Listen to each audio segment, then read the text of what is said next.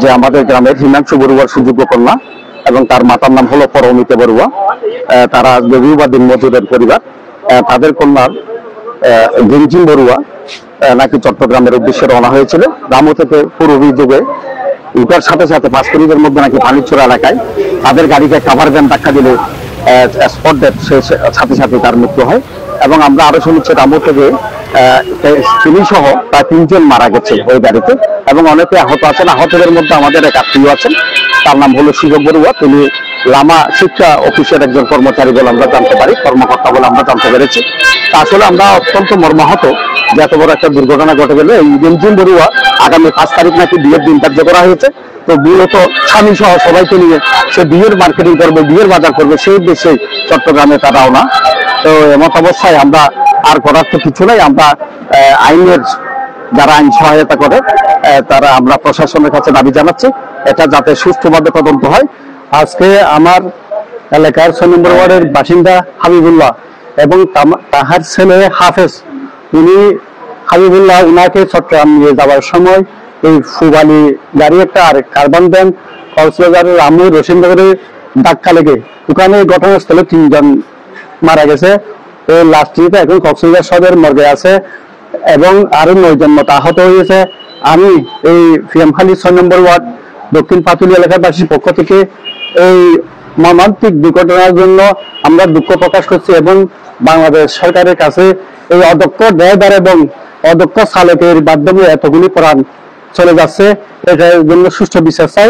এখন এই লাশগুলি 3টা কক্সবাজার শহর লাশ মর্গে আছে। আমরা এই লাশের জন্য স্বজনরা অপেক্ষা করতেছি। মালিক জাহেদ ও ছেলে হাফেজ খান সিটান নেওয়ার সময় হঠাৎ রামুতে এই সড়ক দুর্ঘটনায় ইন্তেকাল করেন। তার স্বজন 3টা ছেলে, একটা মেয়ে। অলরেডি কিছুদিন আগে একটা মেয়ে বিয়ে দিয়েছিল। অত্যন্ত ভালো ছেলে ছিল, আমাদের তার সবচেয়ে ভদ্র ছিল। এটা আল্লাহর হুকুম হয়ে গেছে, ওনাকে নিয়ে গেছে।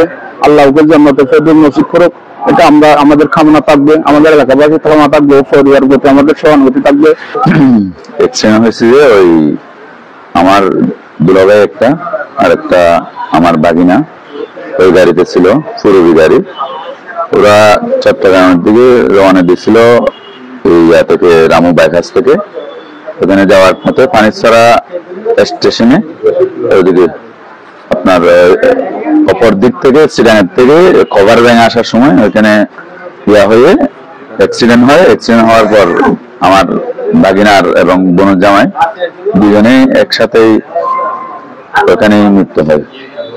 এরপরে ওখানে আরো 9 জন মতো, 3 জন ওখানে মৃত্যু হয়েছে, আরো 9 জন মতো আহত হয়েছে। ওইখানে ঘটনাস্থলে 3 জন মারা গেছে, ওদেরকে হাসপাতালে নিয়ে আসছে কক্সবাজার সদর হাসপাতালে। আরো 9 জন আহত হয়েছে, ওদেরকে কক্সবাজার সদর হাসপাতালে নিয়ে আসছে। 3 জন